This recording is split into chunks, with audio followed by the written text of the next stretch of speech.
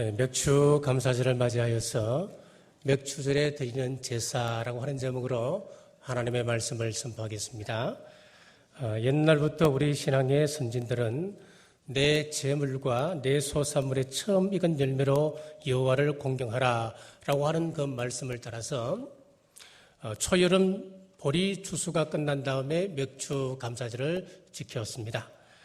그런데 요즘은 농사를 짓지 않는 대도시에서는 맥주절의 의미조차 모르게 되었고 또 농촌에서도 밀과 보리 농사를 잘 짓지 않기 때문에 맥주절 지키는 것을 소홀하게 생각하게 되었습니다. 하지만 이것은 잘못된 것입니다. 왜냐하면 하나님이 주신 이 절기들은 단순히 추수를 끝냈기 때문에 감사하는 그런 절기가 아닙니다. 그 백성들을 보호하고 인도하고 구원해내신 그 은혜에 감사하는 절기로 지켰기 때문에 그렇습니다.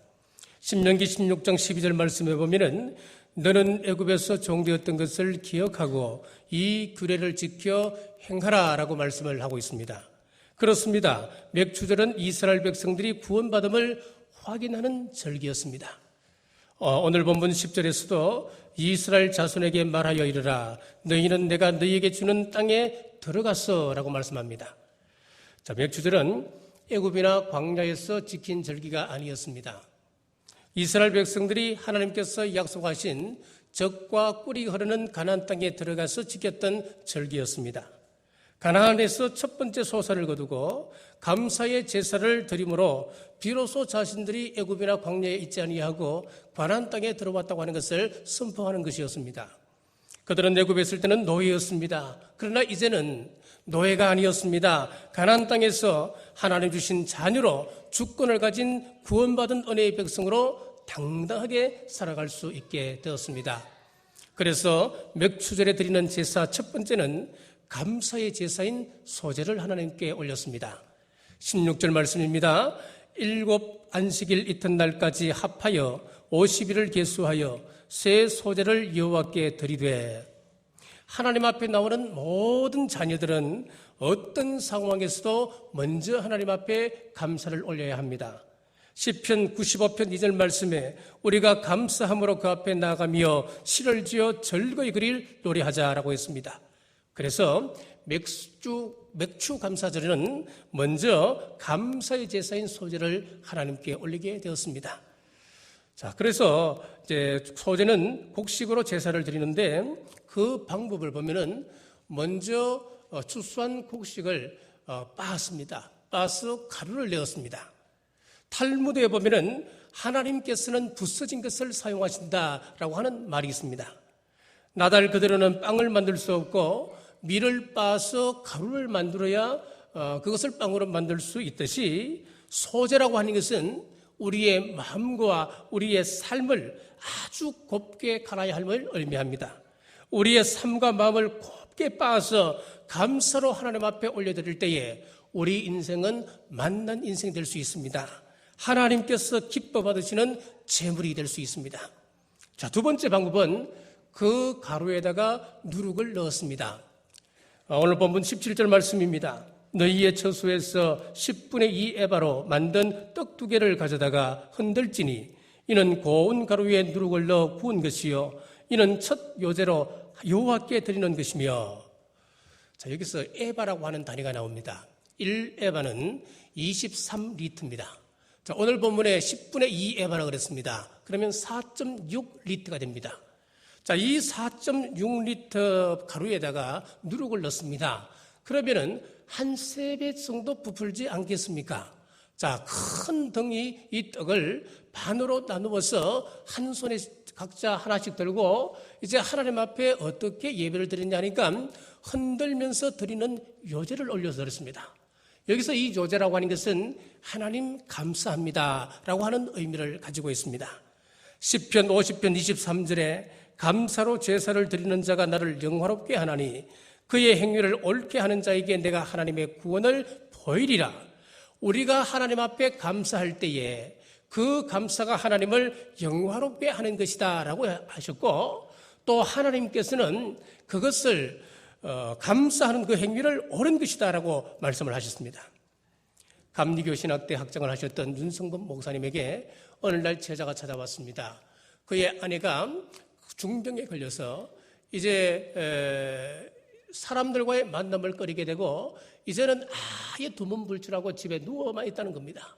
그 이야기를 듣고 있던 윤성범 학장님께서 그 제자에게 노트 한 권을 주면서 아내에게 주면서 이건 감사하는 내용을 매일매일 적어나가라고 그렇게 이야기를 했습니다.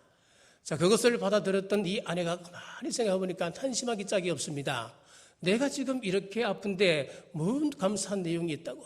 아픈 사람들의 심정을 너무 학장님은 모르신다고 원망을 했습니다마는 스승님의 말씀이기 때문에 노트를 펴고 그날부터 감사를 쓰기 시작했습니다. 그런데 그 감사 내용을 한 권을 다 쓰기까지 또 감사가 남아있는 것이었습니다. 그러면서 병이 나았습니다. 말문이 열리고 몸이 움직이기 시작했고 병은 깨끗이 치유가 되었습니다.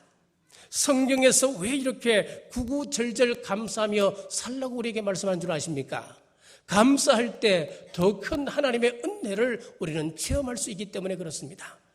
감사하는 개인, 감사하는 민족, 감사하는 성도들이 복을 받습니다. 밀턴은 44세에 실명을 했습니다. 두 눈이 보이지 않게 되었습니다. 그때 하나님께 이렇게 기도했습니다. 주님만 바라볼 수 있도록 하나님께서 내 마음의 문을 열어주시기 위해서 육신의 시력을 가져가셨다 했습니다. 그렇게 감사할 때에 신라곤이라고 하는 대작을 남기게 되었습니다. 여러분, 어려운 처지에 있으십니까? 하나님께 대한 감사를 잊지 않는 사람들에게는 또 다른 감사를 우리에게 분명히 주십니다. 하지만 감사를 모르는 사람들에게는 좋은 환경이 와도 그런 감사할 줄 모르고 행복도 느낄 수가 없습니다. 자, 우리는 어느덧 조건에 익숙해져 있습니다. 하나님께서 병을 고쳐주셔야 감사하고 죽음에서 건져주셔야 우리는 감사합니다. 직장에서 진급해야 감사하고 내 자녀가 학교에 합격을 할 때 우리는 감사할 수 있다고 우리는 조건에 익숙해져 버렸습니다. 사랑하는 성도 여러분, 우리는 무엇이 있어서 감사한 것이 아니고 하나님의 은혜를 생각할 때 감사할 수 있습니다. 하나님께서 나에게 주신 이 무한한 축복을 생각할 때에 우리는 감사하지 않을 수가 없는 것입니다. 그렇습니다. 감사는 조건으로 하는 것이 아닙니다. 신앙으로 하는 것입니다. 어려운 상황 가운데서도 그 상황 하나하나를 감사의 조건으로 바꿀 수 있는 것이 바로 신앙입니다. 그러면은 이 시대에 우리가 드릴 수 있는 소재는 어떤 것이 있겠습니까? 먼저는 입으로 감사해야 됩니다. 에베소서 5장 4절 말씀에 누추함과 어리석은 말이나 희롱의 말이 마땅치 아니하니 오히려 감사하는 말을 하라라고 했습니다. 하나님께서 우리에게 주신 이 수많은 은혜를 생각하고 입술로 그것을 표현하라고 하는 것입니다. 그래서 감사의 찬송을 올려라고 말씀합니다. 또 마음으로도 우리는 감사해야 됩니다. 골로새서 3장 16절 말씀에 그리스도의 말씀이 너희 속에 풍성히 거하여 모든 지혜로 피차 가르치며 권면하고 시와 찬송과 신령한 노래를 부르며 감사하는 마음으로 하나님을 찬양하고 감사하는 마음으로 하나님을 찬양하라라고 했습니다. 물질로도 감사해야 됩니다. 출애굽기 23장 15절 말씀에 빈손으로 내 앞에 나오지 말지니라 그랬습니다. 그래서 우리는 매주일 예배 시간에 나올 때마다 하나님 앞에 감사의 예물을 봉헌에 올립니다. 특별히 오늘은 맥주 감사주일을 맞이하여서 하나님 앞에 맥주 감사 헌금으로 또 봉헌에 올리지요. 사랑하는 남부가족 여러분, 하나님께 늘 감사하시기를 바랍니다. 감사가 생활이 되고 감사가 습관이 되어서 감사가 여러분의 인격이 되시길 주의 이름으로 축복합니다. 맥주절에 드리는 두 번째는 헌신의 제사인 번제를 올려드렸습니다. 18절 말씀입니다. 너희는 또 이 떡과 함께 1년 된 흠없는 어린 양 7마리와 어린 숫소 1마리와 순양 2마리를 드리되 이것들을 그 소재와 그 전제 제물과 함께 여호와께 드려서 번제로 삼을지니 이는 화제라 여호와께 향기로운 냄새며. 자, 우리가 아시는 대로 번제 제물은 몇 가지 특징이 있습니다. 먼저 목이 없습니다. 머리가 잘려져 나갔습니다. 그리고 껍질을 다 벗겨내야 했습니다. 자, 목을 자르고 껍질을 벗겨낸다고 하는 것은 완전한 죽음을 의미합니다.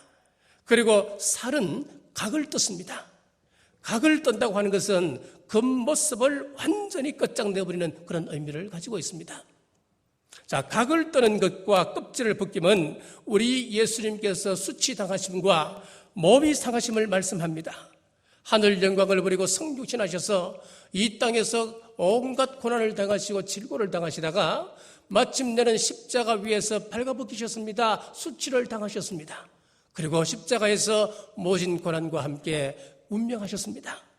자, 이 십자가의 죽으심을 의미하는 말씀이었습니다. 사랑하는 성도 여러분, 우리도 하나님 앞에 예배로 나갈 때 각을 뜬 예배로 나가셔야 됩니다. 교만한 심령, 깨닫지 못하는 심령이 아니라 갈기갈기 찢겨진 상하고 통회하는 심령, 회개하는 심령으로 예배를 드려야 됩니다. 오늘날 많은 성도들이 의식적 예배, 형식적 예배, 미신적 예배로 나아가는 경우가 참 많이 있습니다. 요한복음 4장 21절에 보면은 예수께서 이르시되 여자여 내 말을 믿어라. 이 산에서도 말고 예루살렘에서도 말고 너희가 아버지께 예배할 때가 이르리라. 24절입니다. 하나님은 영이니 예배하는 자가 영과 진리로 예배할지니라. 형식적인 예루살렘 예배, 그리고 미신적인 그리심산 예배가 아니라 영과 진리로 하나님 앞에 예배하라, 그렇게 말씀합니다. 여기서 영과 진리라고 하는 것은 말씀을 의미합니다. 좌우의 날선 금 같은 말씀 앞에 여러분 자신을 살피시고 그 말씀 앞에 온 심령이 갈기갈기 찢겨져서 상한 심령을 가지고 예배로 나가라, 그렇게 말씀하는 거예요. 사도행전 2장 37절에 보면은 그들이 이 말을 듣고 마음에 찔려 베드로와 다른 사도들에게 물어 이르되 형제들아 우리가 어찌할까 하거늘. 베드로가 성령 충만하여서 말씀을 전거했을 때에 그 말씀을 듣고 백성들이 3,000명 회개합니다. 어떤 때는 5,000명이 회개했습니다. 허다한 무리들이 하나님께로 돌아오기 시작했습니다. 자, 한결같이 그들이 사도 베드로의 그 말씀으로 인해서 그 가슴에 찔림을 받았던 거예요. 찔림을 받고 내가 어찌할꼬 가슴을 치며 통회하면서 나오게 되었습니다. 이 말씀은 어떤 역할을 했습니까? 좌우의 날선 금 같은 역할을 했습니다. 그래서 그들의 지정의를 부수기 시작했습니다. 그들이 무너질 때에 그 가슴이 갈기갈기 찢겨질 때에 가슴을 치며 통회하지 않을 수 없었습니다. 그리고 사도 바울은 나는 날마다 죽노라 그랬습니다. 똑같은 것입니다. 말씀의 금이 소나 양을 각을 떠듯이 사도 바울을 각을 뜨기 시작한 거예요. 나는 날마다 죽노라, 말씀의 금 앞에 죽노라, 그 말씀이에요. 사랑하는 성도 여러분, 상한 심정을 가지고 예배하시는 여러분 되시길 주의 이름으로 축복합니다. 내장과 정강이를 또 물로 씻었습니다. 이 내장을 보면은 우리의 온갖 오물들이 다 모여 있는 곳이 내장입니다. 정강이는 우리가 걸어 다닐 때에 가장 더러운 것이 묻기 쉬운 것이 바로 정강입니다. 하나님 앞에 드려지는 예물은 깨끗해야 되기 때문에 물로 깨끗이 씻어야 했습니다. 계시록 22장 14절 말씀에 자기 두루마기를 빠는 자들은 복이 있으니 이는 그들이 생명나무에 나아가며 문들을 통하여 성에 들어갈 권세를 받으려 함이로다. 회개가 있어야 영원한 천국을 우리는 소유할 수 있다. 성경은 우리에게 말씀해 주고 있습니다. 이렇게 준비되면 제단에 불로 태웠습니다. 여기서 이 불은 거룩한 불이라 일컬어졌습니다. 이 제단의 불씨는 항상 타올라야 합니다. 제단의 불씨를 꺼뜨리면 큰일 납니다. 그래서 제단 불씨를 지키는 것이 제사장의 임무이기도 했습니다. 그래서 그런 일은 없었습니다만은 만약에 이 제단 불씨를 꺼뜨리게 되면 그 제사장은 죽는 겁니다. 이 불은 거룩한 불, 성령님을 상징합니다. 제사장이 그 불씨가 꺼지지 않도록 늘 지켜야 했듯이 영원한 대제사장 되신 우리 예수님께서는 한날 한시도 성령님과 떨어지지 아니하셨습니다. 우리 예수님은 마태복음 1장 20절에 처음부터 성령님으로 잉태하셨습니다. 다윗의 자손 요셉과 내 아내 마리아 데려오기를 무서워하지 말라. 그에게 잉태된 자는 성령으로 된 것이라. 마태복음 3장 16절 말씀에 세례 받으실 때도 성령님이 함께 하셨습니다. 예수께서 세례를 받으시고 곧 물에서 올라오실새 하늘이 열리고 하나님의 성령이 비둘기같이 내려 자기 위에 임하심을 보시더니 마귀에게 시험 당하실 때도 예수님께서 귀신을 내어 쫓으실 때도 성령님이 함께 하셨습니다. 이렇게 예수님은 성령의 불을 잠시도 꺼뜨리지 아니하셨습니다. 그 성령님이 오순절날 성도들 위에 임했습니다. 초대교회 당시 성도들은 예수님의 살과 피를 기념하기 위해서 떡과 포도주를 나누게 되었습니다. 그 모습을 보고 네로는 이것은 살인적 행위라고 호도했습니다. 성령의 불을 받아야 한다고 이야기하자 그리스도인들은 방화를 획책한다라고 비판을 했습니다. 그러다가 네로 황제가 로마시를 다시 건축하고자 로마의 대가 큰 화재를 일으킵니다. 큰 방화가 일어났을 때에 네로 황제는 이것을 기독교인들이 방화를 했다고 몰아세워서 사람들을 죽여갔습니다. 그 억울한 가운데서도 그리스도인들은 성령으로 충만한 삶을 살아갔습니다. 사랑하는 성도 여러분, 우리에게는 이미 성령님께서 와 계십니다. 성령님께서 여러분 가슴속에 계십니다. 이제 우리는 성령 충만해야 됩니다. 저와 여러분은 과연 성령 충만한 삶을 살아가고 계신지요? 이재철 목사님 글 가운데 이런 내용이 있습니다. 오래전 토요일 밤이었다. 저녁 식사를 마치고 다시 서재로 가려는데 마침 아이들이 컴퓨터로 오락을 즐기고 있었다. 나도 아이들 틈에 끼어서 잠시 오락을 즐겼다. 고작 15분 정도였다. 그리고 다시 서재로 가서 설교 준비를 시작했다. 다음날 아침 예배당에 가서 눈을 감았다. 그런데 희한한 일이 벌어졌다. 내 눈앞에 눈을 감는 순간 삐웅 하는 소리와 함께 내 앞에 전자오락의 화면이 펼쳐진 것이다. 아무도 눈치채지 못했지만 나는 그 순간 얼마나 당황했는지 모른다. 나는 목사다.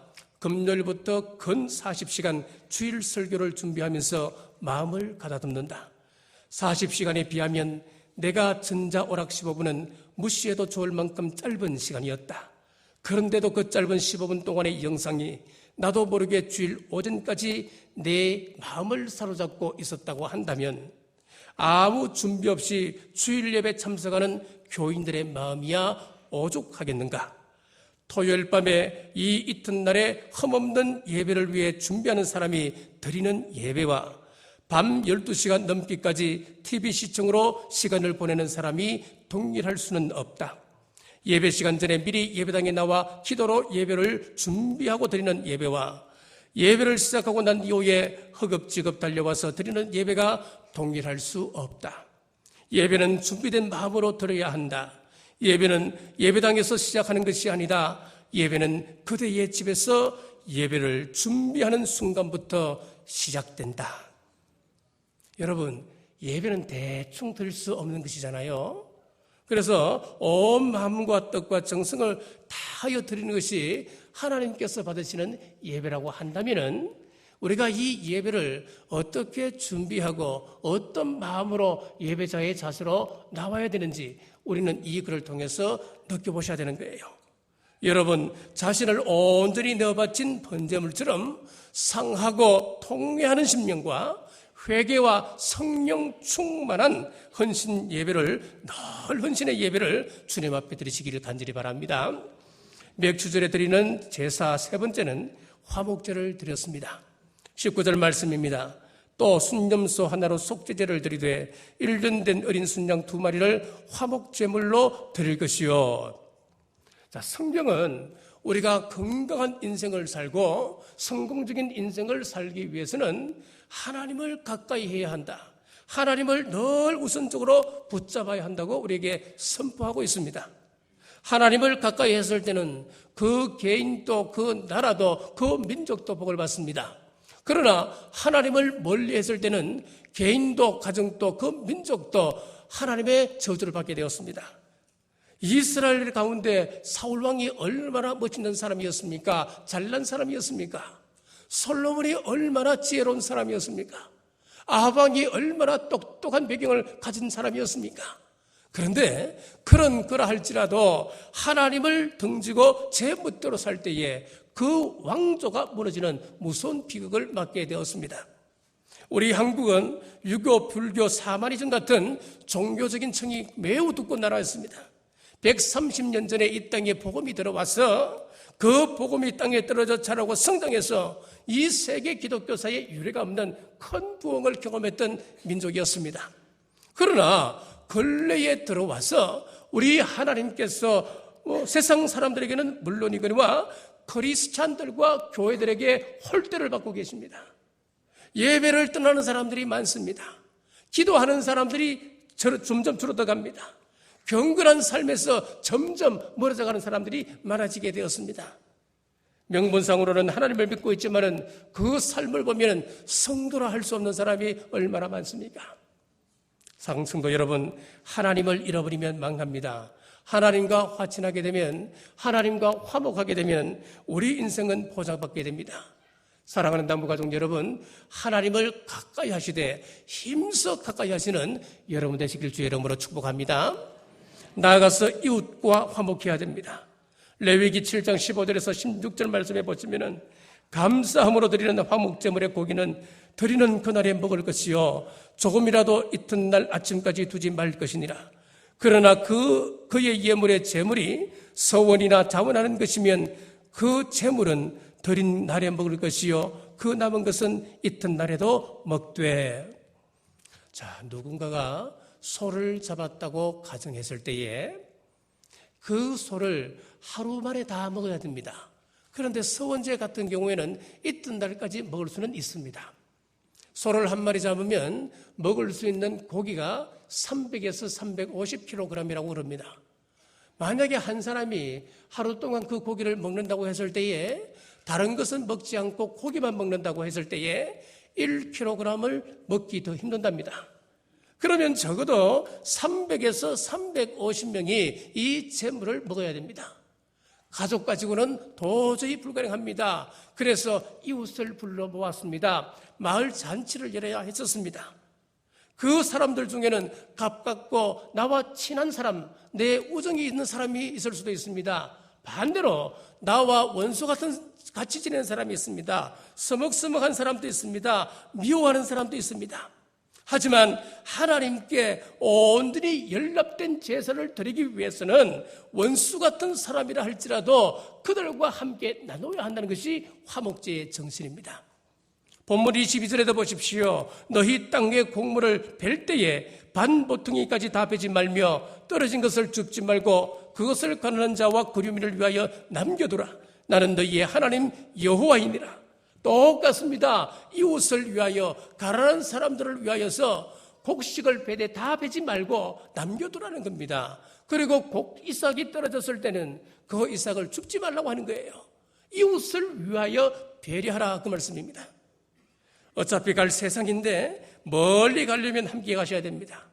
말 한마디를 하더라도 상처 주는 말 하지 말고 따뜻한 말, 서로 만나면 격려하는 말을 주고받을 수 있다면 얼마나 좋은 세상이 되겠습니까? 마태복음 5장 9절 말씀에 보면 화평하게 하는 자는 복이 있나니 그들이 하나님의 아들이라 일컬음을 받을 것이며 라고 했습니다. 여기서 우리가 하나님의 아들 그리고 예수님을 닮은 사람이라고 이야기했을 때에 그 사람들의 외적인 표시가 무엇이냐? 바로 화평케 하는 사람이라는 거예요. 화평하게 하는 사람이 하나님을 닮은 사람이다, 하나님의 자녀다라고 별명을 붙일 수 있다고 하는 거예요. 자, 화평케 하려면 우리가 어떻게 하든지 위로하고 격려하고 칭찬하고, 만나면 그 사람의 장점에 대해서 칭찬할 거리가 없지만은 억지로라도 만들어서라도 그 사람을 칭찬하는 것, 그것이 바로 우리가 해야 될 일이라고 하는 겁니다. 마태복음 5장 23절에서 24절에 보면은 그러므로 예물을 제단에 들여다가 거기서 내 형제에게 원망 들을 만한 일이 있는 것이 생각나거든 예물을 제단 앞에 두고 먼저 가서 형제와 화목하고 그 후에 와서 예물을 드리라. 먼저 가서 사람과 함께 먼저 풀고 예물을 드리라 그랬습니다. 사람과의 관계가 중요하다고 하는 이야기입니다. 하나님과 코드가 맞다면은 우리 이웃과도 코드가 맞아야 됩니다. 내가 믿음이 좋다고 이야기를 들을 수 있다면은 하나님 이 세상 사람들과도 화목할 수 있는 사람이 되어야 한다는 그 말씀입니다. 화목제물을 이웃과 함께 나누었듯이 도시교회는 농촌교회와 나눌 수만 있다면 나눠야 합니다. 우리가 몇 주 전에 우리 노회의 가난한 교회들, 어려움을 당하고 있는 그 교회들이 지금 건축을 하고 있다고 함께 한 주 특별 헌금을 했습니다. 그 헌금 결과가 참 제 가슴을 감동을 줬습니다. 한 550만 원 정도 헌금이 되어졌는데 그 헌금을 받아들고 참 감동이 되더라고요. 지금 다 우리가 힘든 시대를 살아가고 있는데 우리 교회보다 재정적으로 약한 교회가 건축을 한다고, 그들을 위해서 우리가 한 주 헌금을 합시다 했을 때에 각자 힘껏 있는 형편에서 힘껏 하는 그 모습을 바라보고 제가 하나님 앞에 감격해서 하나님 이런 기도가 절로 나오는 거예요. 하나님께서 정말 기뻐하실 만한 교회가 우리 남부교회다. 하나님, 우리 남부교회 성도들 복 주십시오. 우리 자녀손들 하나님의 복을 누리며 하나님을 찬송할 수 있는 우리 자녀들 되게 하다라고 제 마음 중심에서 기도가 들려졌습니다. 이 소중한 헌금을 전달하는데 어떻게 전달할까 고민하다가 송금할까 하다가 아니다, 직접 만나서 우리가 대화도 나누고 우리 교회 형편들도 서로 나누고 또 그분들에게 식사 대접도 하고 그분들 이야기를 들어보자 해서 제가 전화를 한번 돌렸습니다. 한 목사님은 병원에 입원해 계셨기 때문에 만나지 못하고 송금해 드렸고, 한 목사님, 우천교회 목사님은 제가 만나서 식사 대접을 하고 한 몇 시간 동안 그분 이야기를 쭉 듣게 되었습니다. 듣는 순간 얼마나 많은 감동이 오는지 모릅니다. 우천교회 목사님은 올해 연세가 69세입니다. 내년이면 은퇴하는 연세지요. 그런데 이분이 중앙대 정치외교학교를 졸업한 정치의 꿈을 두었던 아주 똑똑한 분이셨습니다. 그런데 59세에 소명을 받고 신학교에 입학을 하는데 59세에 입학해서 62세 때 이제 졸업을 하고, 여러분 그러면 언제 목사 안수를 받고 언제 사역을 하겠습니까? 그런데 다 늙은음하게 이제 하나님의 부름을 받고 신학을 하는데 신학교에 들어가니까 전부 다 자기 아들 같은 사람들밖에 없잖아요. 그들과는 경쟁이 안 되는 겁니다. 하나님 앞에 기도하다가 이들과 경쟁하려면 무엇이 필요할까? 그래서 하나님 앞에 서원하기를, 하나님, 내가 은퇴를 하게 되면은 선교사로 내가 나가겠습니다. 선교사로 나가려고 하니까 이 언어가 안 되는 거예요. 그래서 곰곰이 생각하다가 이 영어 문제를 어떻게 해결하느냐면은 신학교에 입학하자마자 그 다음 주부터 대구에 있는 미군 부대에 찾아가서 영어 예배를 주일날 함께 드리게 되는 거예요. 그런데 위병소에 들어가려고 하니까 군인들이 보내줍니까, 민간인을? 그래서 앞에서 저지하고 막 자기를 미친 사람 취급하고 그냥 막 쫓아내려고 하는 거예요. 그러다가 마침 들어가는 한 여자 성도를 만나서 그분의 안내로 거기에서 2년 6개월 동안 영어 예배를 드리며 영어를 다 자유롭게 할 수 있도록 마스터를 했다는 거예요. 자, 그러면서 이분이 우천교회를 섬기게 되는데 이 우천교회에서도 이 영천의 시내를 다니며 새벽마다 이렇게 휴지를 줍고 청소를 하는 그런 분이에요. 그럼 얼마나 소문이 좋게 나가겠습니까? 한 분은 영천 시청에서 전화가 왔더래요. 이 시청에서 종교에 한 2천만 원을 쓸 수 있는 돈이 남아있으니까 이 돈을 다른 사람한테 주기 싫고 꼭 목사님 교회에 드리고 싶다고 시청에서 연락이 왔대요. 연락이 왔는데 그 연락을 받고 그 교회 형편이 힘들고 어려우면은 당장 받지 않겠습니까? 그런데 이 목사님은 못 받는다고. 그 돈을 받는 순간 우리 우천교회는 다른 교회의 후원이나 기다리는 그런 교회로 전락할 수밖에 없으니까 내가 도저히 받을 수 없고 더 필요한 교회에 보내라고 그것을 거절했다는 거예요. 그런 일들이 몇 차례 있었어요. 그래서 참 귀하다는 마음이 들었습니다. 어떻게 그럴 수 있을까? 당장 내 교회 현실을 바라보면 지금 암울합니다. 외국인 근로자가 20명 그 교회에 출석을 하는데 그 사람들은 전부 다 교회에서 뒤에 다 뒤를 봐줘야 되는 그런 사람들이에요. 그런 사람들 함께 목회를 하고 또 농촌에 있는 교회다 보니까 그 교회 구성원들을 보면 거의 다 노인들인데 15분 정도 예배 출석을 합니다. 헌금이 나와야 얼마나 나오겠습니까? 사례비가 안 되는 거예요. 그래서 노예 미자립 교회 지원해서 이제 받아서 겨우 이제 그런 생활을 해 나가는데 그런 상황 속에서도 자기의 뜻은 분명한 거예요. 이건 우리가 받을 수 없고, 우리가 비록 힘들지만은 우리 교회 스스로 있는 그대로 해서 우리가 자치적으로 우리가 예산을 집행해 나가고 하나님을 감당하자. 그게 주관인 거예요. 자, 그러다가 이제 은퇴를 이제 내년이면 은퇴를 하셔야 되니까 얼마 남지 않았죠. 근데 이 사택이 그동안 수리를 안 해서 비 오면 겨우 비만 가릴 정도로 해왔기 때문에 이제 이 사택 천장이 다 내려앉았습니다. 바닥이 다 떠버렸습니다. 그래서 이 목사님이 곰곰이 생각하기를, 나는 이런 상황 속에서도 견딜 수 있지만은 내 후임이 온다면은 이런 상황 속에서 과연 목회할 수 있을까? 곰곰이 생각하다가 결단을 했습니다. 건축을 하자. 사택을 새로 짓자. 그래서 이제 교인들한테 먼저 광고를 했습니다. 여러분, 사택을 새롭게 건축합시다. 건축하는데 예산이 6,500만 원 듭니다. 자, 그래서 우리가 힘껏 우리가 먼저 한번 헌금을 해보자고.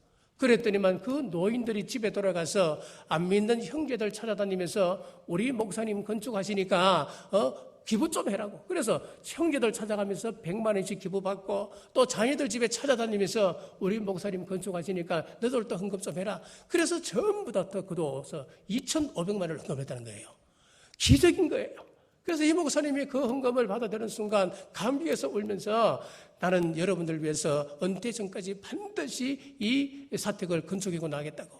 만약에 건축비가 모자라면 나에게 재산이라고는 영천에 조그만 아파트가 있는데 그것을 팔아서라도 내가 반드시 하고 말겠다고. 그러고서 선포를 했대요. 그러면서 이제 노회에다가 청원을 하고, 또 이제 개교에 다니면서 모금을 하고, 또 간증을 하고, 그 사례비로 지금 이렇게 충당하고 있는데 얼마나 제 가슴 속에 감격이 있는지 모르겠습니다.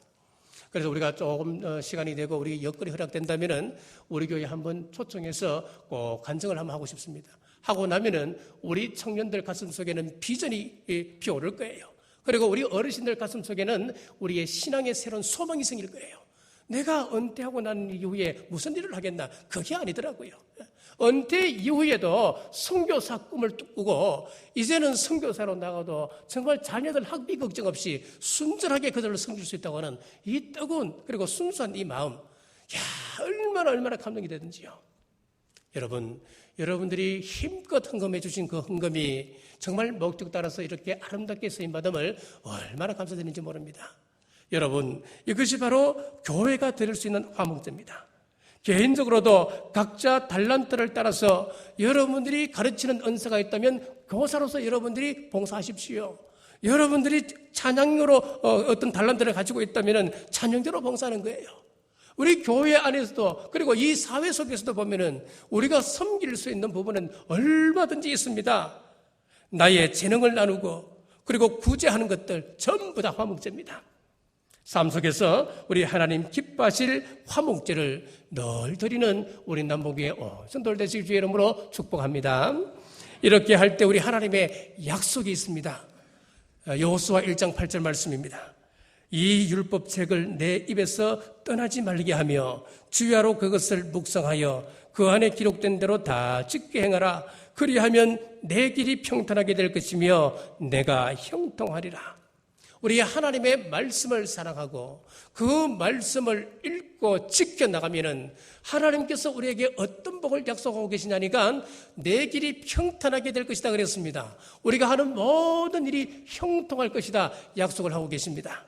잠언 3장 9절에서 10절 말씀에 내 재물과 내 소산물의 처음 읽은 열매로 여호와를 공경하라. 그리하면 내 창고가 가득히 차고 내 포도즙 털에 새 포도즙이 넘치리라.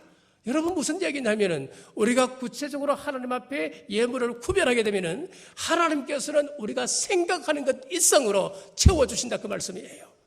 감사의 소재와 헌신의 번제와 하나님과 화목하고 이웃과 나누는 이 화목제를 순전한 믿음으로 지켜나갈 때에 여러분의 인생길에 평탄과 형통의 복이 있으시길 주님의 이름으로 축복합니다.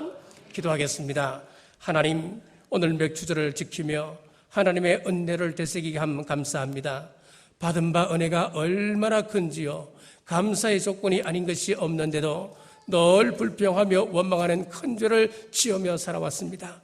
용서하시고 이제는 범사에 감사하는 우리 온 성도들 되게 하여 주옵소서. 번제를 드렸듯이 우리의 모든 것들여 헌신을 감당하고 하나님과 사람과 화평을 이룰 때 우리의 앞길에 약속하신 형통과 평탄의 복이 넘치게 하여 주시옵소서. 다시 오실 예수님 이름으로 간절히 기도드리옵나이다.